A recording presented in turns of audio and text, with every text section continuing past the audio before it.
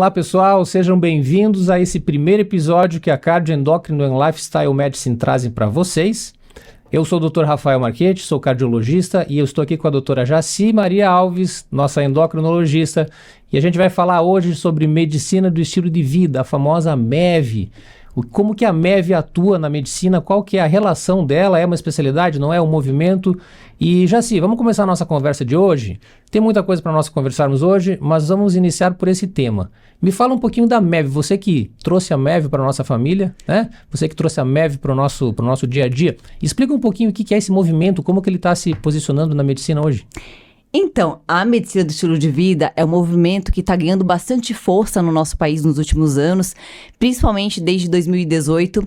E o que é? É medicina integrativa? É medicina complementar? O que é essa tal de MEV que ultimamente está sendo cada vez mais falada? Então, a MEV, a medicina do estilo de vida, é uma abordagem médica, não é uma especialidade médica, que une princípios médicos, motivacionais, comportamentais e ambientais no contexto clínico. E, na realidade, a MEV é o alicerce sobre o qual repousa a nossa medicina convencional, a medicina alopática, que a gente tanto exerce e que tanta gente acredita. Então, a MEV seria, ao meu ver, quando eu comecei a estudar MEV, eu demorei um tempinho até a compreender isso e a gente só entende direitinho na prática, né?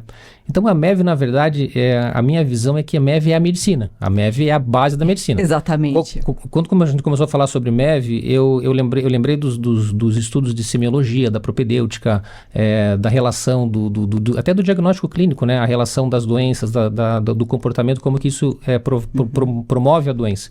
E eu lembrei da base da medicina que em algum momento a gente se perde, porque acaba indo muito para a questão do diagnóstico complementar, um excesso talvez de diagnóstico complementar, de métodos complementares, de exames propriamente ditos, e se perde um pouquinho da pesquisa, do raciocínio clínico, da anamnese, da conversa. Eu acho que um pouco é por quê? Por que você acha isso? Acho que um pouco é por causa do tempo, né? Um tempo escasso que a medicina moderna acabou tendo que enfrentar pela demanda constante. O que você acha sobre isso? Então, na realidade, a gente costuma dizer que a medicina do estilo de vida nada mais é do que a própria medicina, a nossa medicina hipocrática, né?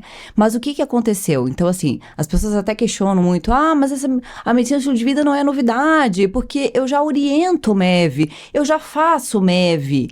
Na realidade, o que a medicina do estilo de vida traz de novidade?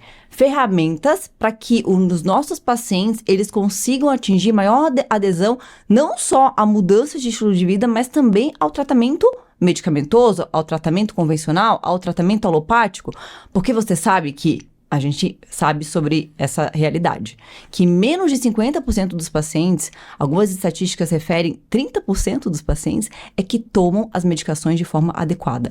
Então, esses princípios, esses conceitos comportamentais vão nos ajudar até mesmo na melhor adesão ao próprio tratamento alopático. E o que aconteceu ao longo do tempo? A nossa medicina, então, tudo que a gente aprende na faculdade, toda a medicina convencional, ela é muito boa, né? Então, nos trouxe várias ferramentas terapêuticas e tecnológicas que ajudam muito no tratamento de todas as doenças. Mas o que aconteceu? Faltou um ênfase maior na base da pirâmide, que são essas intervenções de estilo de vida. E o que é estilo de vida? É comportamento, não é? E uma coisa que me incomodava há algum tempo atrás, antes de conhecer a MEV, era aquela visão que muitas pessoas tinham. Você é médico? Eu sou médico. Você é cirurgião? Você opera? Não opero. Eu sou clínico. Então você só dá remédio. E era o que muitas pessoas fazem, dar remédio, né? Isso começou a me incomodar. Um tempo atrás, porque esse negócio de só dar remédio, faltava aquela base da pirâmide que você comentou agora, mas muitas vezes era falado, olha, você tem que fazer exercício físico, você tem que se alimentar melhor, você tem que dormir melhor, você tem que parar de fumar. Ok, entendi. E acabava a consulta por aí. E a gente sabe que na prática nada disso era de fato executado. E a gente acabava como médico só dando remédio. E aí a medicina do estilo de vida trouxe essa visão e essa abordagem diferente, esse método de fazer com que a pessoa compreenda as necessidades, e muitas vezes ela até compreende as necessidades, mas faltam recursos e ferramentas para ela colocar aquilo em prática. Exatamente. E aí a MEV, para mim, foi uma revolução da minha forma como eu atuo na medicina, porque agora sim a gente tem recursos para fazer aquilo ser executado. Você também vê dessa forma? Aí que tá. Então, assim, como eu estava falando, né, na faculdade, na residência, nós aprendemos muito sobre diagnóstico e tratamento das doenças, todas elas. E se coloca que as intervenções de estilo de vida, elas são importantes para o tratamento de todas elas, principalmente a que a gente lida no dia a dia. Doenças cardiometabólicas, então obesidade, diabetes, doenças cardiológicas, se coloca isso em todas as diretrizes, né? Se você lê diretriz de obesidade, consensos de diabetes tipo 2, de doenças cardiometabólicas em geral, está lá que tratamento de primeira linha é exercício, alimentação adequada e intervenções comportamentais. A grande questão é que não é ensinado pra gente na faculdade sobre como atuar no comportamento. E se tem a falsa impressão ou até a falsa ideia de que comportamento diz respeito apenas à área da psicologia. Então, sim, a psicologia é uma ciência mãe. Então, não se diz respeito apenas a aspectos mentais. Então, comportamento é toda a interação do indivíduo com o ambiente. E a gente, como médico, é claro que a gente precisa intervir no comportamento. Se a gente tem doenças que são totalmente relacionadas ao nosso estilo de vida, a gente precisa sim ter ferramentas eficazes para abordar com o paciente e poder fazer essa gestão de saúde. Porque nós, como médicos, a ideia é que, claro, a gente faz diagnóstico, a gente faz tratamento, mas que a gente ajude a pessoa nessa gestão, né, nesse autocuidado. Então, é educação sobre o autocuidado. E isso não é falado pra gente. Muito médico fala, mas qual que é a diferença do que eu já faço? Eu já faço MEV há um bom tempo. Eu sempre fiz MEV. A gente precisa entender a diferença entre aconselhar e prescrever MEV. E quando eu falo prescrever MEV, tem pessoas que até prescrevem MEV. Olha, papel no receituário, faz isso e aquilo. Olha só, coloca lá. Você tem que fazer 150 minutos de exercício aeróbico moderado por semana. Mais 2 dias de musculação. Mais 2 dias de exercício de fortalecimento e mais pelo menos 1 dia de alongamento, equilíbrio. É isso. Mas veja, isso, mesmo assim, isso é algo vago. Se você não ajudar a pessoa a criar essas habilidades, e se ela não der conta do recado, ela não vai fazer. Então, isso, tudo bem que pode ser uma prescrição de médio, longo prazo. Algumas pessoas até vão sair fazendo, tudo bem. Mas, na realidade, menos de 10% dos pacientes que você aconselha MEV vão fazer realmente aquilo que você está propondo. Né? Então, entra num ponto, assim, essa prescrição, digamos, individualizada, a gente tem que levar em consideração, né, o indivíduo. Não necessariamente um problema e uma receita genérica, você tem que fazer exercício tanto porque a recomendação oficial é tanto, você tem que comer tanto disso, menos daquilo, mais aquilo. Isso parece uma coisa muito engessada, né? A MEV é algo onde você consegue individualizar, entender as dificuldades que a pessoa tem para fazer tal ação, né, tal hábito, para adquirir tal hábito, se aquilo, dentre tantas coisas que tem talvez para corrigir, escolher talvez o que faz mais sentido, o que você acha que a pessoa vai fazer realmente sentido naquele momento e que vai conseguir executar aquilo, e começar com mudanças graduais, né? Sobre a questão do exercício, 150 minutos de exercício aeróbico é o ideal, né? É o mínimo ideal, seria o recomendado fazer mais do que isso. Mas muitas pessoas, por exemplo, entendem dessa forma que se a pessoa começar a fazer 10 minutos de caminhada por dia é um problema ou não vale de nada, né? Então a gente sabe que o importante nesse momento é começar. Tá. A gente tem que começar a fazer, porque em algum momento da vida, aqueles 150 minutos vão ser mais fáceis, vão ser mais factíveis, né? Exatamente. Vão ser executados. E a MEV traz essa questão de você individualizar as principais necessidades de cada pessoa, de cada indivíduo, e colocar um plano em prática, um plano de ação. Aí que tá.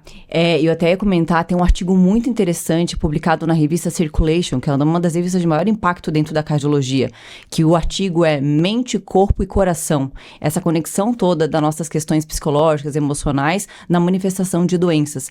E uma das primeiras frases do artigo, ele coloca assim: nós somos muito bons em tratar a doença, mas não somos tão bons em tratar o indivíduo que tem a doença. É a visão sempre da doença, do diagnóstico Exato. da doença e o que a gente carrega desde a época da faculdade. Exatamente. Então, a formação médica tradicional, ela vê isso, ela é o raciocínio, a gente estuda anatomia e fisiologia, outros, bioquímica, enfim, sempre pensando no diagnóstico, a gente fazer o diagnóstico, anamnese pensando no diagnóstico. E aí, uma vez com o diagnóstico, vamos definir a conduta, o tratamento é isso, o tratamento às vezes é cirúrgico, o tratamento às vezes é medicamentoso, mas a gente não vê o indivíduo, né? A gente vê a doença. E não que não se ensine isso se ensina, mas isso se perde com o tempo. E eu não sei se perde com o tempo porque o sistema de saúde é doente. Sim, exato. O sistema como um todo é doente. Quando eu falo isso, eu vejo da seguinte forma: o tempo é escasso, a quantidade de pessoas para serem atendidas a pressão das operadoras de saúde. A pressão das operadoras, o sistema como um todo é doente e não permite que a medicina seja executada de forma como deve ser.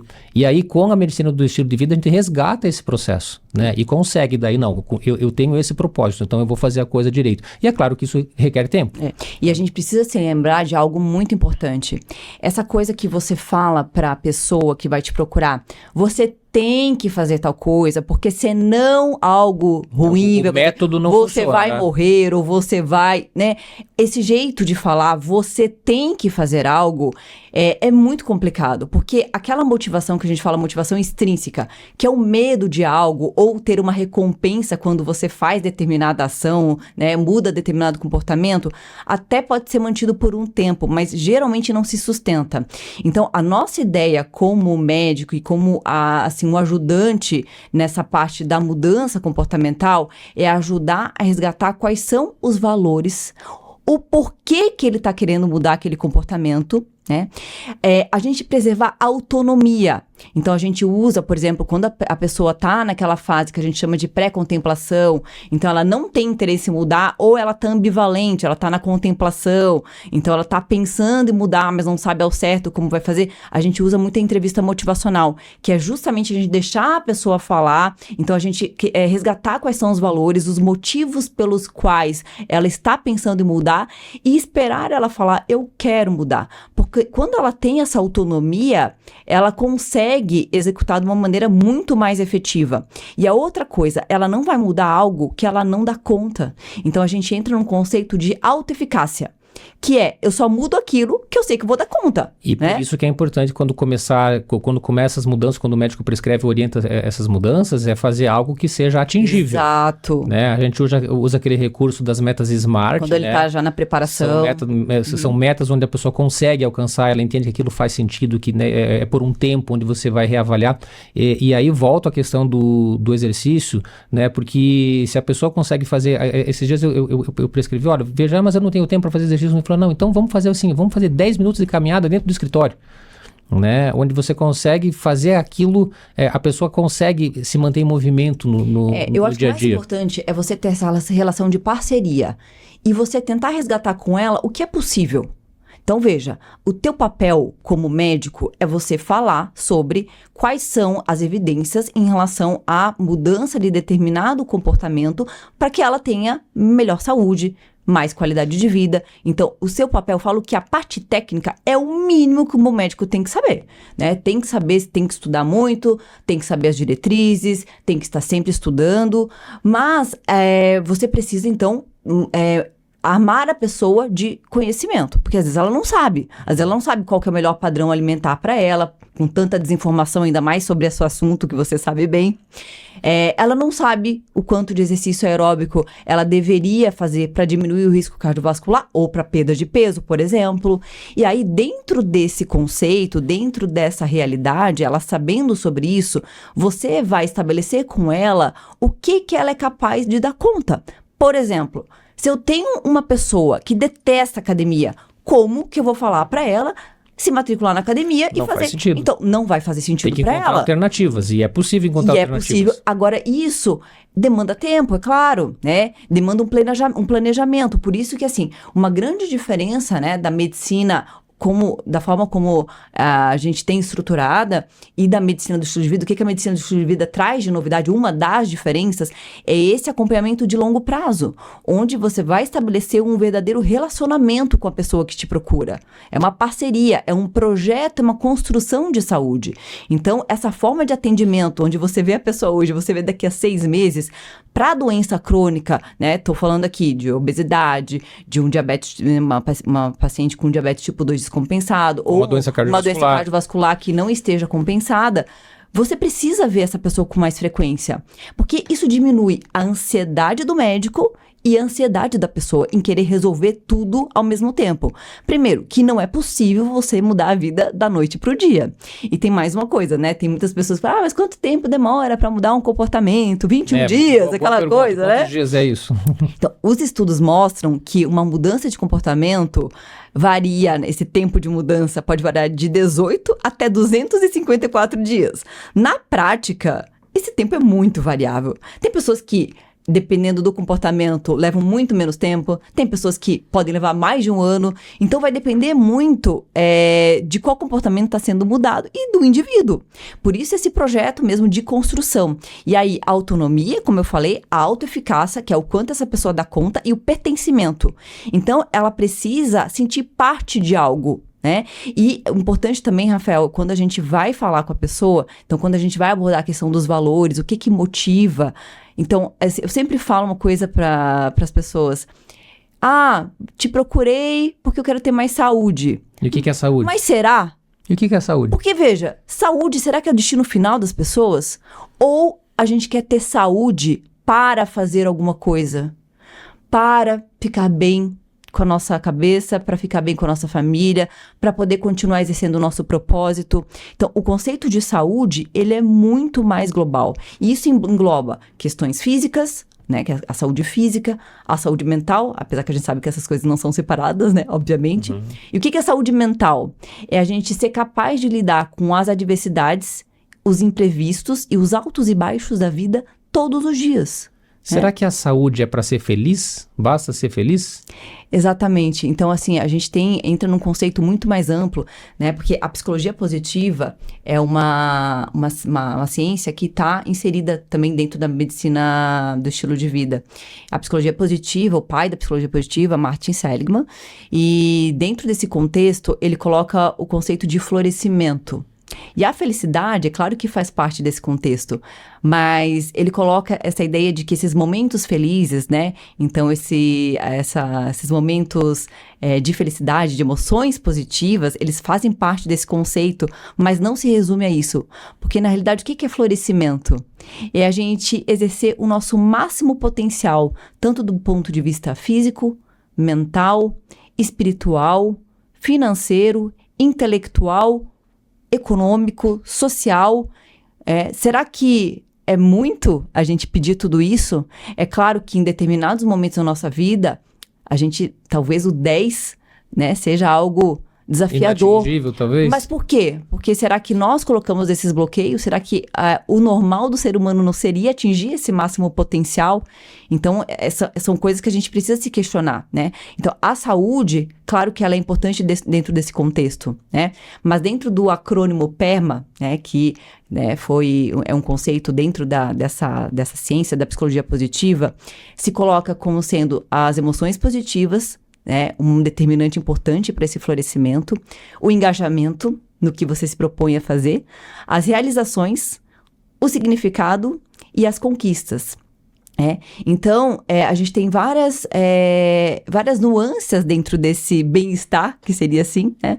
Então, a gente precisa não só buscar a saúde física, mas a ideia é a gente resgatar com as pessoas que procuram a gente qual é o significado dela no mundo, nesse contexto.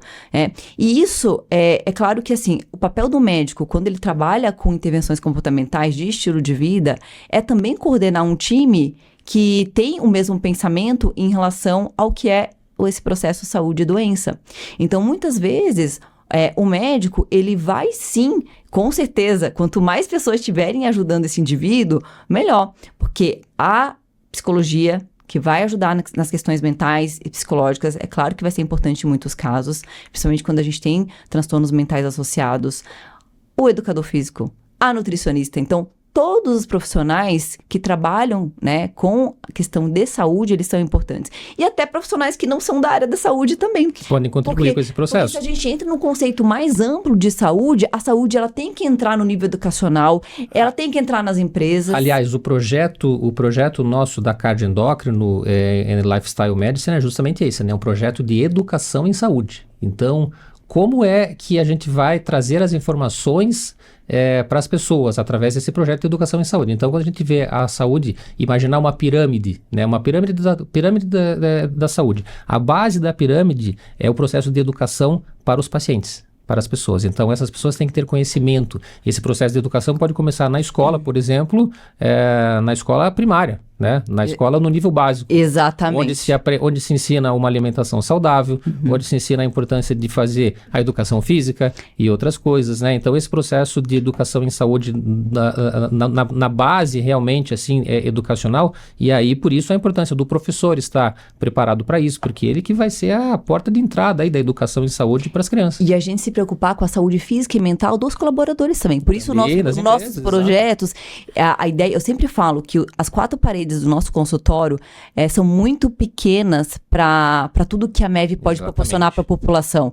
Então, a ideia é que esses conceitos cheguem sim até as empresas, que cheguem sim até as escolas, que cheguem nos órgãos governamentais, porque é algo tão importante e eu falo que é o feijão com arroz tão bem feito que é o que está faltando hoje para a população. E o que acontece? Como a nossa formação médica tem essa lacuna, e eu sempre falo, a nossa formação médica, ela é muito boa. Então, né, nós fizemos faculdade, fizemos a residência, e tudo isso é super importante. Mas o que aconteceu?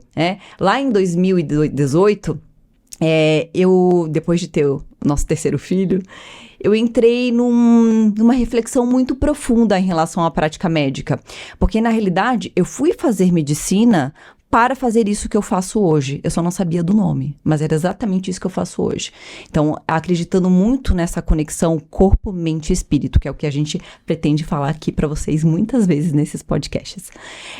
E aí, em 2018, eu estava atendendo, né, bastante, muitos pacientes e ainda na operadora de saúde, aquela pressão por atender naquele tempo limitado. E aí eu sentia que eu podia ajudar mais, mas me faltavam ferramentas para isso. E aí na residência, fiz uma residência, uma formação muito boa, agradeço muito aos meus chefes de residência, no Sempre, né, na Federal do Paraná. Mas a gente sabia que muitas vezes os pacientes eles não aderiam às nossas recomendações. E eu não tô falando... você falava lá para fazer... Não, eu não tô falando nem só de comportamento. Eu tô falando até de adesão medicamentosa mesmo. Aqui é um outro problema, né? Que é um problema muito sério. Se os pacientes não têm adesão medicamentosa, que a gente já sabe que a adesão é o quê? 30%, 40%. Exato. Né? Então já não tem adesão medicamentosa. Aderir a um hábito saudável que a pessoa, que o contexto de saúde Exato. dela já não é favorável a ter aquele hábito, é menos ainda. Exatamente. Né? Aliás, qual é a porcentagem, né, de orientações e MEV que as pessoas realmente fazem? Em torno de 10%. Na verdade, as pessoas que mudam. As pessoas que mudam. Né, que os médicos que realmente orientam MEV, é menos de metade. Mas aquelas que mudam com os conselhos vagos, é muito pouco. E aí começou a minha reflexão. Puxa, eu preciso ajudar mais essas pessoas, não é possível. Tem que ter outro jeito de abordar, tem que ter outras ferramentas. E aí que tá. E aí, dentro da medicina do estilo de vida, a gente conhece várias ferramentas. Puxa, tem a doutora Susan Mitch, que publica muito em relação à mudança de comportamento em saúde, e tem um artigo dela de 2013 mostrando quase uma centena de técnicas de mudança comportamentais. Então, a gente precisa sim conhecer para poder ajudar mais o paciente, e tem como fazer isso.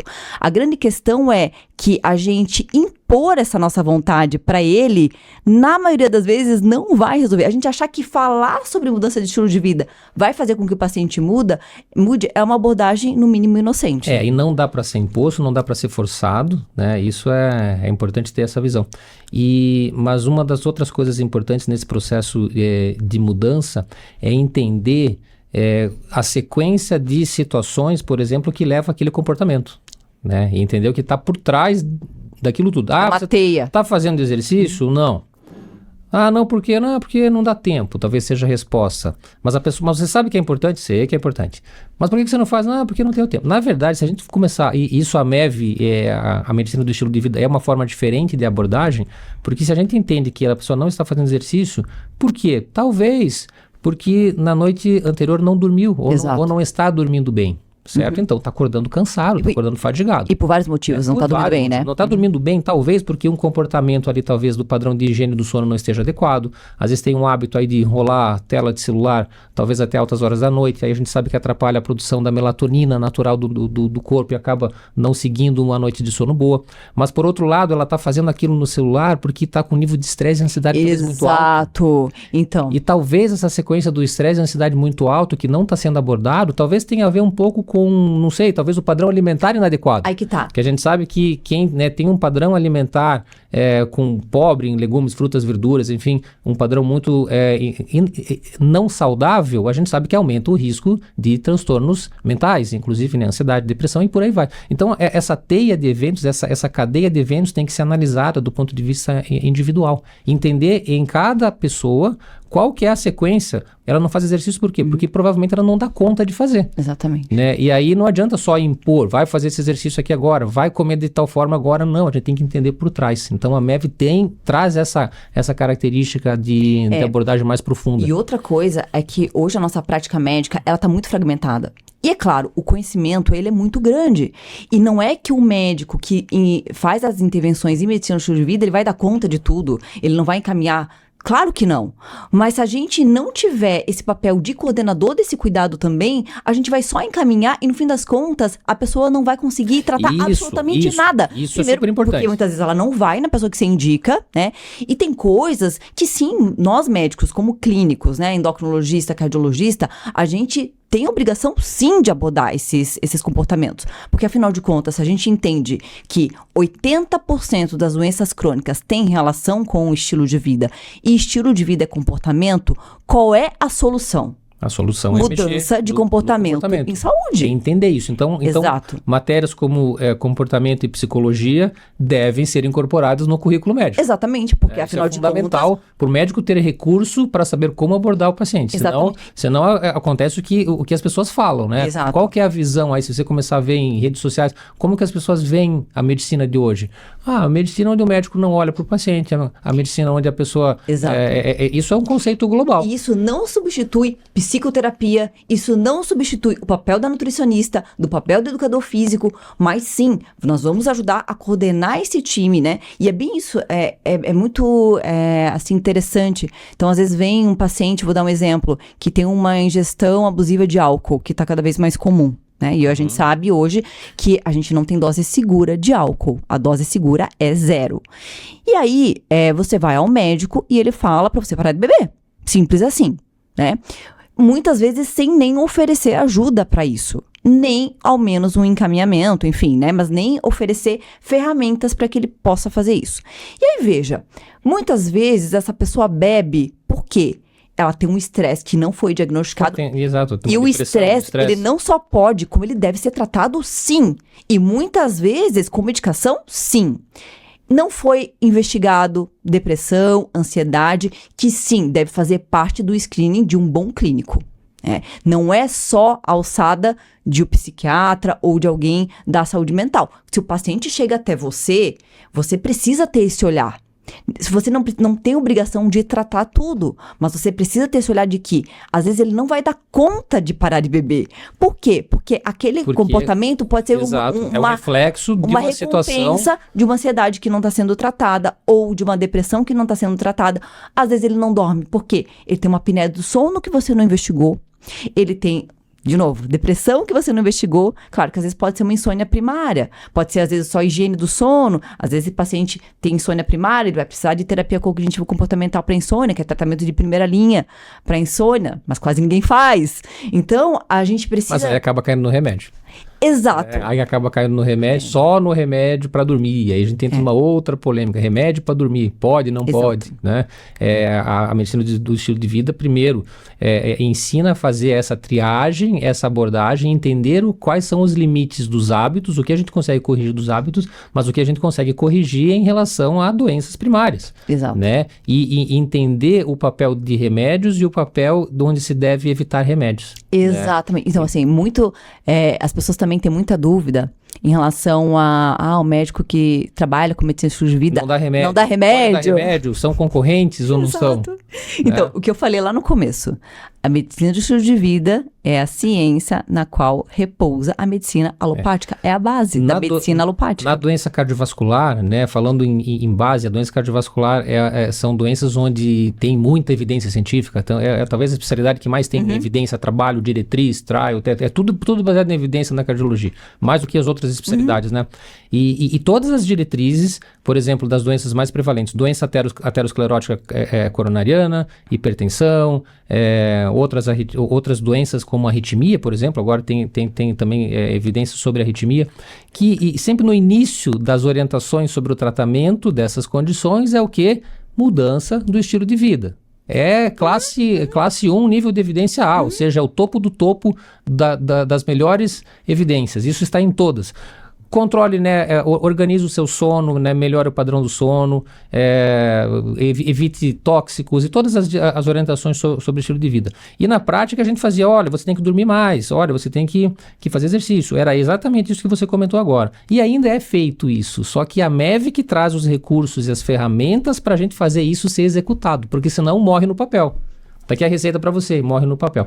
E aproveitando essa questão da doença cardiovascular, é importante falar do papel da medicina do estilo de vida nessas doenças, em associação com o tratamento medicamentoso, por exemplo, e em todas as condições a gente consegue ter resultado clínico evidente, muitas vezes comparado a um medicamento. Então, numa hipertensão, eu tratar com um remédio, eu vou conseguir uma redução de em torno de 10, 15 milímetros de mercúrio da pressão arterial. E quando eu faço um padrão alimentar DASH, né, que é aquela abordagem que a gente comentou no livro sobre qual é o padrão alimentar que foi responsável por uma melhora dos níveis pressóricos, a gente tem uma redução semelhante, 10 a 15 milímetros de mercúrio. E aí se eu acrescento um exercício aeróbico, eu consigo uma redução de mais 12 milímetros de mercúrio.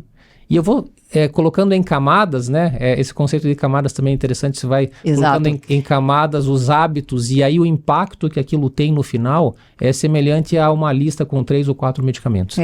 Então as coisas delas não se opõem, mas na verdade, elas se complementam. Então assim, não quer dizer que eu estou querendo tirar o remédio, não. Mas quando a gente consegue corrigir os hábitos, muitas vezes os remédios deixam de ser necessários, porque eu consigo uma redução com os comportamentos e aí eu consigo reduzir o antipertensivo. Exatamente. E é importante a gente falar de uma seguinte situação também, por exemplo, obesidade, que é uma doença super prevalente, que é uma das doenças que eu mais trato no consultório.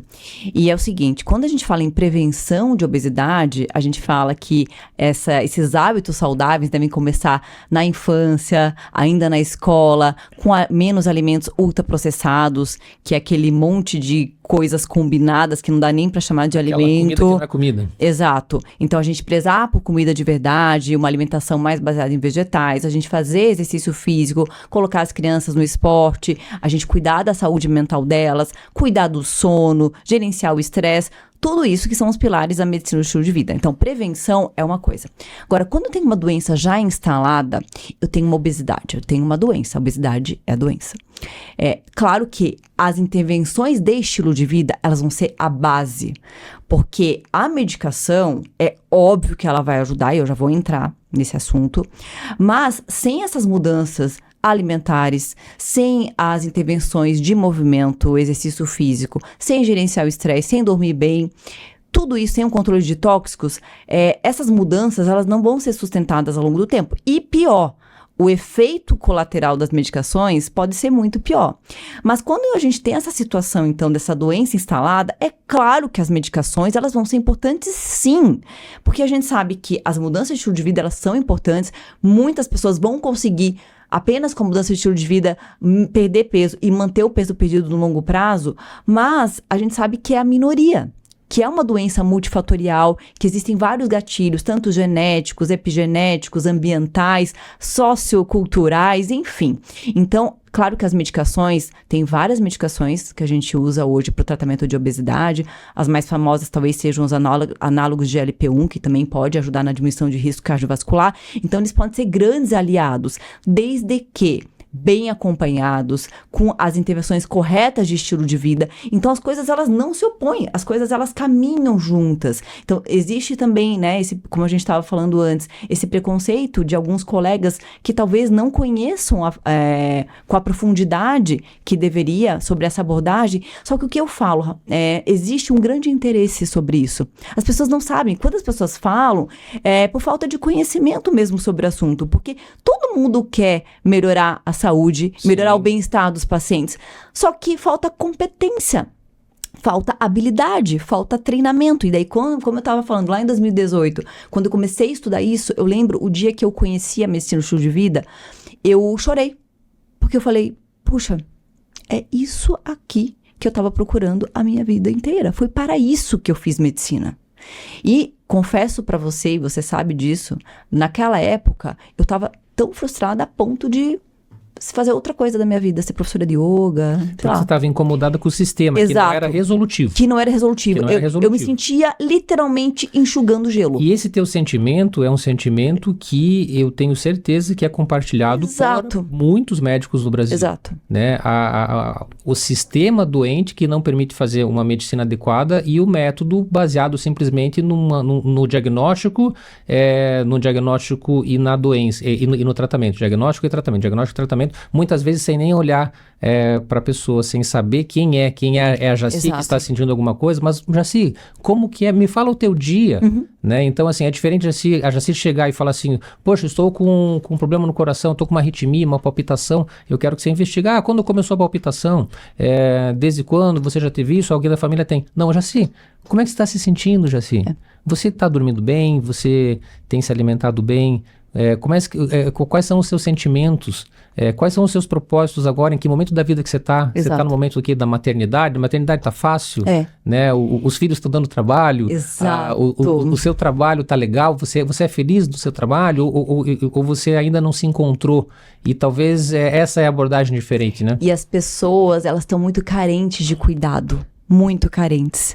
Então, infelizmente, ainda são poucos profissionais que abordam desse jeito, mas a gente tem esse ideal, a gente levanta essa bandeira de que esse conhecimento possa ser disseminado para o maior número possível de profissionais. E como eu falei, eu tenho certeza que a grande maioria quer poder ajudar mais as pessoas, só não sabem como fazer isso, né?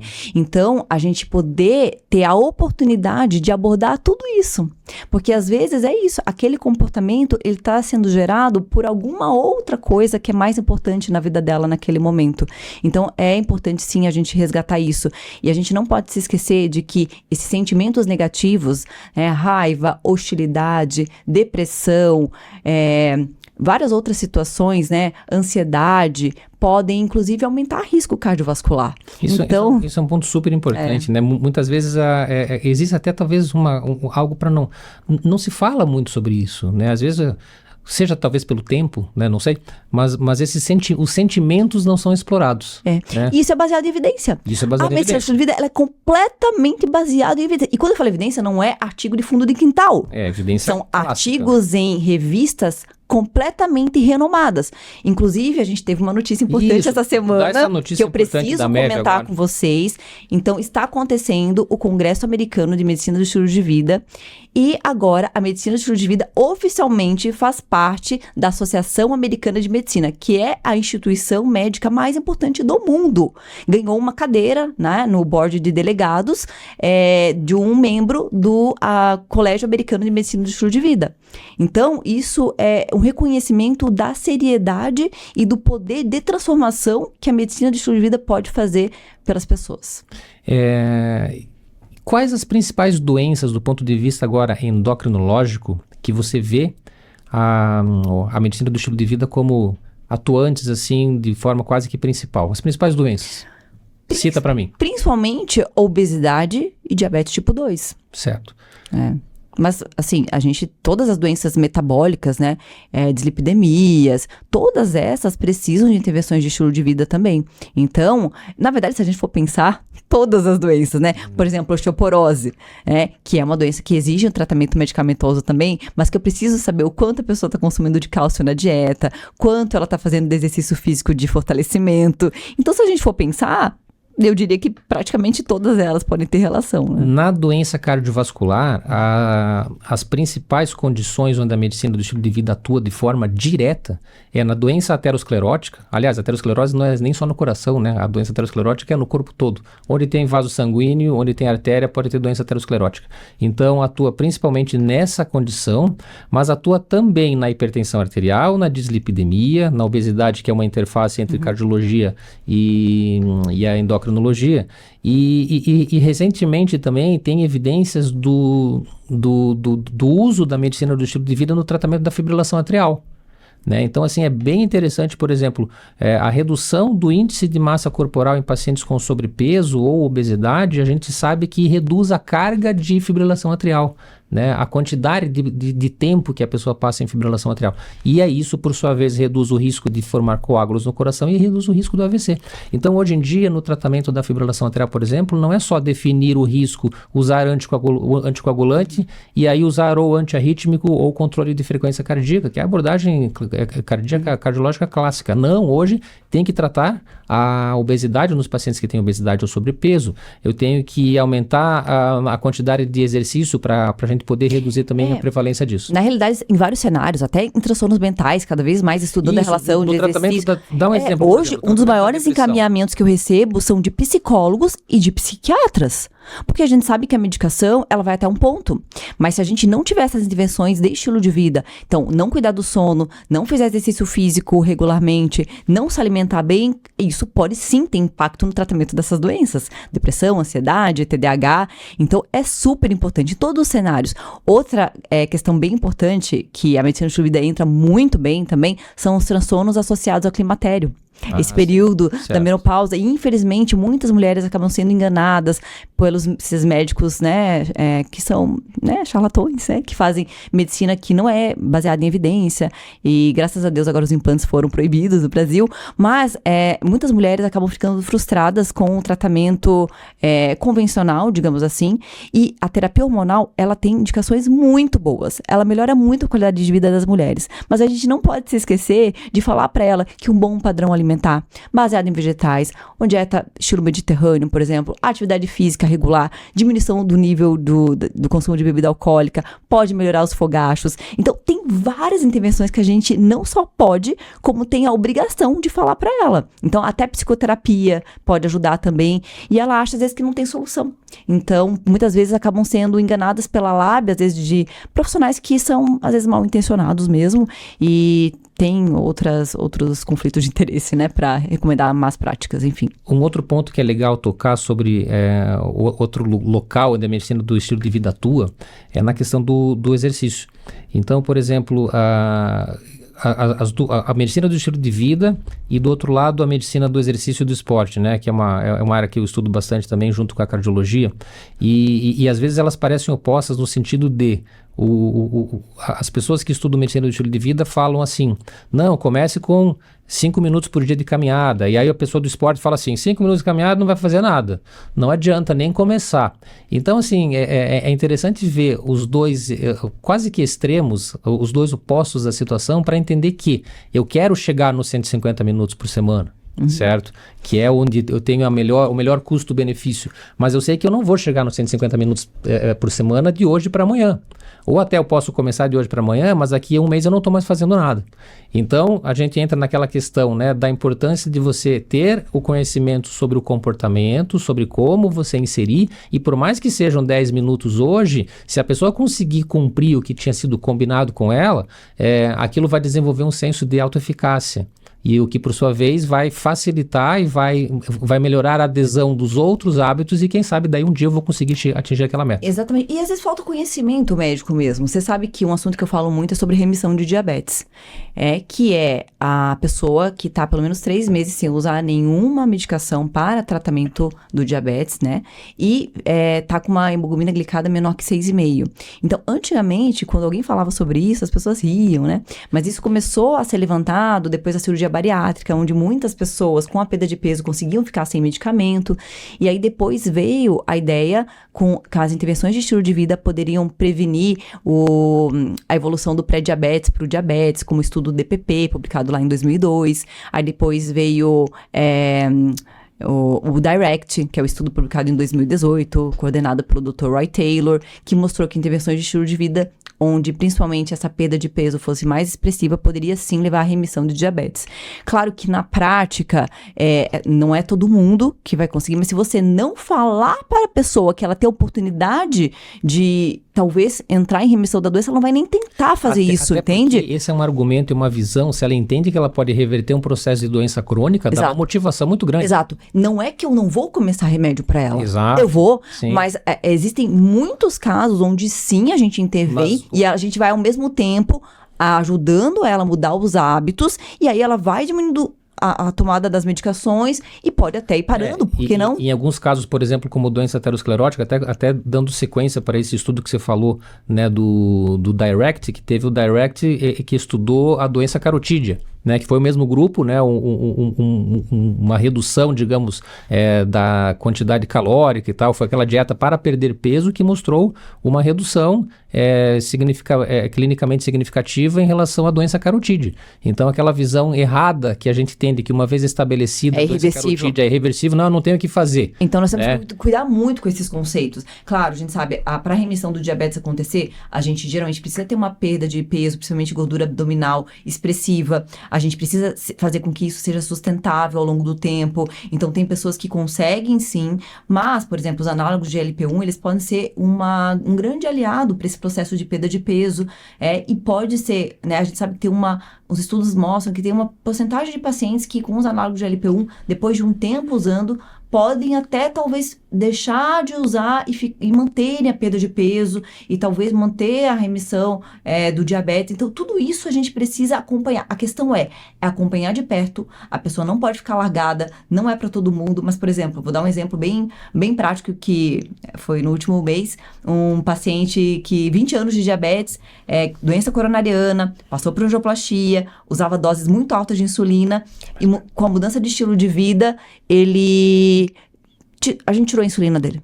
Então, ele continuou com as medicações, é claro, inibidor de SGLT2, que ele tem alto risco cardiovascular, análogos de GLP-1, né, a metformina, mas a insulina ele conseguiu porque ele mudou completamente os hábitos dele, porque ele estava motivado, ele passou por uma questão grave de saúde. 20 anos de diabetes. Muitas vezes essa hospitalização, às vezes, né, quando o paciente tem um infarto, quando o paciente tem um AVC, enfim, ou quando descompensa de um diabetes, por exemplo, às vezes esse medo, às vezes é um dos mecanismos ali que promove uma mudança mais, talvez, duradoura, né? É uma condição clínica, né? Tem até um nome para isso.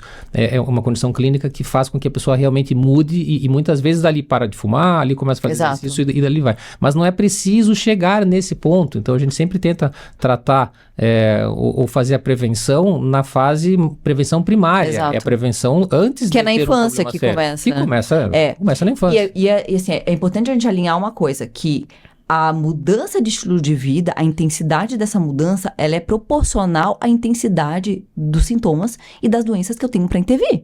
Se eu tenho doenças muito importantes, é claro que essas mudanças elas vão precisar ser muito mais dramáticas. Claro. Óbvio. Quando eu falo em prevenção, pequenas mudanças, como mostrou o DPP, uma perda de 7% do peso corporal, uma meta de exercício físico de pelo menos 150 minutos por semana, já podem ser suficientes para diminuir o risco do pré-diabetes evoluir para diabetes. Então, o uso da medicação diminuiu em 31% o risco. A intervenções de estilo de vida, 58%. Que são coisas que são muito fáceis de serem implementadas, né? Talvez, assim, as intervenções do DPP são intervenções que podem mais ser... modestas. Mais modestas, que podem ser, digamos, implementadas e buscadas. Por exemplo, o estudo DIRECT, que foi publicado em 2018, que mostrou remissão do estilo de vida, remissão do diabetes com mudança de estilo de vida, foi uma dieta hipocalórica mesmo. Mais difícil de ter aderência no longo prazo. Com 800, né, em torno de 800 quilocalorias por 3 a 5 meses, e depois um aumento gradativo. Então, esse acompanhamento no longo prazo, realmente essa remissão não se sustentou no nível que foi mostrado nos estudos no longo prazo. Então, para quem perdeu mais de 15 quilos, essa remissão foi 86%.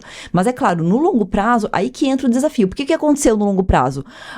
A frequência de acompanhamento no estudo foi diminuindo também. Sim, claro. Então, isso é bem importante. Mostrando a importância de ter um segmento contínuo, né? Por isso que a gente precisa alinhar, e até para nossos colegas médicos, quando a gente trata de doença crônica, então diabetes, né, tanto tipo 1 quanto tipo 2, que daí tipo 1 tem outras coisas para a gente se atentar, obesidade, doenças cardiometabólicas em geral, esse acompanhamento, quando a gente trata de intervenções de estilo de vida mesmo, efetivas, ele tem que ser de perto. E você precisa mostrar o porquê que tem que ser esse projeto de longo prazo. Quando a pessoa está solta, né, é muito fácil cair numa furada, né? Cair numa enrascada. Exato, porque tem a questão de você prestar contas. A accountability. Então, isso é muito importante.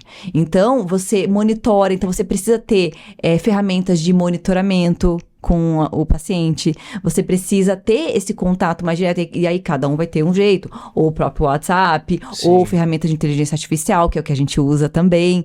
Então, isso tudo ajuda muito na adesão, muito. Então, depois, eu sempre falo, a nossa ideia é que você seja cada vez mais autônomo. Em algum momento, a pessoa vai estar graduada, Exato, né, formada, a base da pirâmide, aquele processo de educação. Mas até construir esse conhecimento, é que nem a medicina do estilo de vida, a gente está estudando isso há mais de 4 anos. Okay? Então, assim, a gente vai consolidando, né? A gente vai incorporando aquilo, não só na prática, mas primeiramente na nossa mente, na nossa cabeça. Aliás, né? na nossa mente e na nossa rotina. Né? Exato. Acho que é bacana falar também, quando a gente começa a estudar a medicina do estilo de vida, e aí é um depoimento pessoal, né? Porque uma das sugestões, né, no início do estudo seja o seu paciente zero. É isso. Então, aplique as mudanças. E uma vez que a gente começa a estudar a medicina do estilo de vida, não tem como não mudar. Nós, como profissionais, entender aquilo, quer dizer, eu tenho que pôr aquilo em prática, porque é uma lista de evidências que a gente não encontra muitas vezes em vários... bula de remédio, por exemplo, tem um monte de indicação e tem um monte de efeito adverso. Exato. Mudança de estilo de vida só tem efeito positivo, não tem um efeito adverso. E não se trata de ter vida perfeita. É a gente fazer aquilo que a gente dá conta e aquilo que faz sentido pra gente. E muitas vezes, é importante a gente falar assim, o paciente procura a gente, até porque a gente acaba sendo referência em medicina do estilo de vida, também dentro das nossas especialidades, mas às vezes ele procura a gente por ele tem uma condição de saúde, ele fala, eu não quero usar remédio. E muitas vezes nós temos que ser enfáticos, que tem que usar remédio. Você vai ter que tomar um antidepressivo. Vai ter que usar remédio. Vai ter que usar um remédio para colesterol, você vai tratar a obesidade, sim, com uma boa medicação, e nós vamos aliar todas essas ferramentas para as intervenções comportamentais. E aí que tá. E tem uma questão, né? Muitas pessoas vêm com essa visão, às vezes, de eu não quero remédio, remédio de jeito nenhum. Aí você vai ver, tá usando um monte de porcaria. Isso, suplementos que não servem pra nada. Que não precisa porque se alimenta mal. Tá usando, sei lá... coisas pra aumentar a imunidade. Doping lá, que é o hormônio, enfim, que não precisa porque alguém falou que aquilo era bom. Que aí acha que não é remédio. Eu não tomo remédio. Eu mandei manipular lá uma lista com 20 substâncias químicas da tabela periódica. Exatamente. E não, mas eu não tomo nenhum remédio. Então, assim, que fique claro, né? A indústria de suplementos, ela é bilionária. Exato. É claro que quando precisa, nós vamos sim usar uma vitamina, um suplemento. A gente usa, mas sempre com um racional clínico. E baseado em evidência. Baseado em evidência. Aí que tá. Então, toda a nossa prática não é... Então, essa coisa de que, não, mas eu tenho autonomia, posso fazer... Não! Se você faz medicina, você faz ciência. E isso precisa estar aliada à prática médica. Às evidências que a gente tem. Senão a gente volta lá para a antiguidade e faz, né, coisas que não fazem sentido. Então, isso precisa estar muito alinhado e desmistificar muita coisa. Ah, mas eu tô tomando tal coisa, que muitas vezes tá gastando e tá mais fazendo mal do que... Porque eu sempre falo, o excesso de vitamina, o excesso de coisas pode fazer mais mal. Até algumas vitaminas podem ser cardiotóxicas, Exatamente. inclusive. Então, assim, isso é muito sério, né? E desmistificar isso, né? E a gente tem muitos mitos, até envolvendo alimentação, né? A questão do leite que inflama, do glúten que inflama, o que não faz o menor sentido para quem não tem realmente questões associadas verdadeiras, doença celíaca, intolerância comprovada ao glúten, ou uma intolerância à lactose, ou uma alergia à proteína do leite de vaca. Então, tem que tomar muito cuidado, porque hoje, nas redes sociais, nas mídias, se fala o que quiser. Então, a gente precisa ter muito cuidado na hora de seguir essas pessoas que às vezes têm lá os milhões de seguidores e no fim das contas não está falando nenhuma evidência. Exatamente.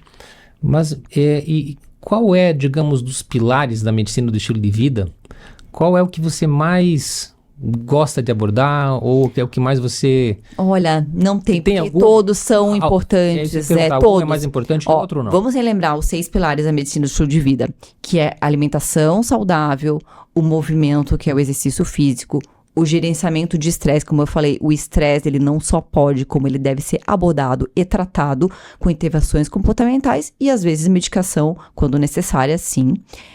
Relacionamentos, a gente sabe da importância dos relacionamentos para nossa saúde física e mental, tanto que a solidão, o sentimento de solidão é um fator de risco super importante para a doença cardiovascular.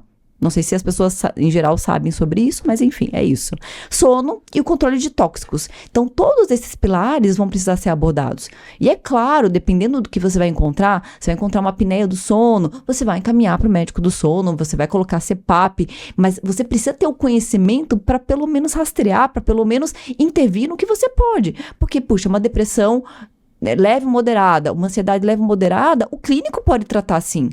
Então, assim, a gente precisa ter esse conhecimento, porque senão a gente fica só encaminhando, no fim das contas a pessoa fica perdida nesse monte de coisa, nessas interações todas, e acaba não fazendo nada. Um ponto importante dessa interface, pilares do estilo de vida e em relação a risco cardiovascular, é a questão do padrão alimentar.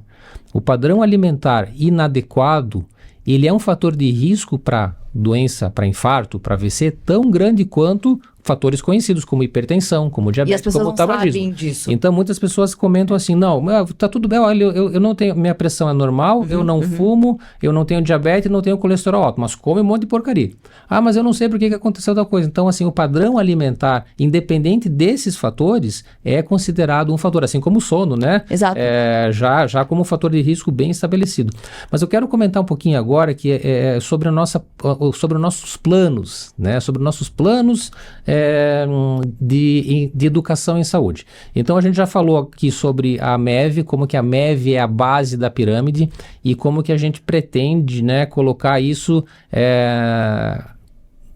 de uma forma mais ampla, né? Passando pelo processo de educação em escolas, pelo processo de educação talvez a nível público, né? Empresas, por exemplo. Então, como que você acha que a gente consegue evoluir com isso nos nossos próximos encontros aqui?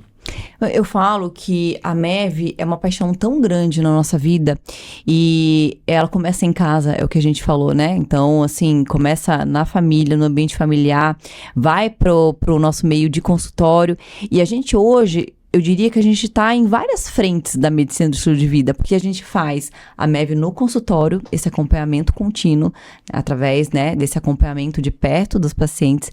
A gente está fazendo medicina do estilo de vida de uma maneira mais intensiva, que é no Lapin Spa, onde a gente trabalha, que é um lugar maravilhoso, onde as pessoas, nessa imersão, elas conseguem virar a chave de uma maneira mais fácil. Eu comparo isso a, por exemplo, você vai aprender inglês, certo?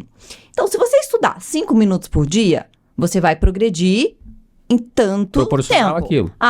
Sei lá, 4, 5 anos. Se você estudar 2 horas por dia, provavelmente em questão de 2 anos, 3 anos, você vai estar falando legal. Mas se você for morar em outro país... Mas se você for morar em outro país, em questão de 6 meses, às vezes você já vai estar falando E fluente. tem evidência científica E a gente justamente tem evidência. que mostra o período de imersão, de uma Exato. mudança imersiva, né, intensiva, Exato. e o impacto disso que dá na síndrome metabólica, como o próprio trabalho que a Lapinha produziu, e outros trabalhos da literatura internacional. Na obesidade, no diabetes, a gente tem centros nos Estados Unidos, na Europa, que também são voltados para E uma essa das questão. bases disso, volto a dizer, é o sistema de educação em saúde Exato. para os pacientes, é a base da pirâmide. Isso pode ser levado para empresas, Exato, para que é o que a colaboradores, gente já faz. né? Então, através de informações, de desenhos, né? Onde o estilo de vida pode ser incorporado na rotina da empresa, por exemplo. E de coisas práticas mesmo, né? Por exemplo, uma escola que eu faço consultoria, eles colocaram a prática de atividade física na hora do almoço ali dos funcionários, né? Um momento, Colaboradores conseguem. Os colaboradores conseguem, porque é fazer o difícil, às vezes exercício. chega à noite em casa, não consegue. E é diferente você se movimentar atrás de criança do que você ter um tempo para você gerenciar o teu estresse. Então, nesse lugar, nessa escola, tem prática de yoga, tem, então, esse exercício físico funcional para os colaboradores todos os dias. Então, são intervenções que você consegue fazer. Mas, claro que isso exige um planejamento. Então, existem várias frentes. Então, a gente trabalhar na questão da educação para o autocuidado. Exatamente. Então, a grande diferença é que a nossa medicina foi estruturada de uma maneira passiva, que o paciente é mais passivo em relação ao cuidado. Nessa forma de abordagem, a gente precisa que a pessoa tenha um processo, uma postura mais ativa. Então, a ideia é que a gente ajude a pessoa a ter habilidades para ela se adaptar a qualquer contexto. Porque, veja, filho vai nascer, às vezes vai se mudar, vai mudar de emprego, e aí, tudo vai desmoronar? Não, se você tiver as habilidades e se aquilo estiver alinhado com seus valores, você vai poder, sim, continuar cuidando dos teus hábitos. Então, é isso. E é isso, pessoal. Nesse episódio abordamos sobre a medicina do estilo de vida e o impacto dela na nossa vida, na nossa saúde. E acompanhe os próximos episódios onde nós iremos explorar essa pirâmide da saúde, elaborando e desenvolvendo todos os detalhes ali para a gente ter uma saúde completa e satisfatória e feliz. É isso.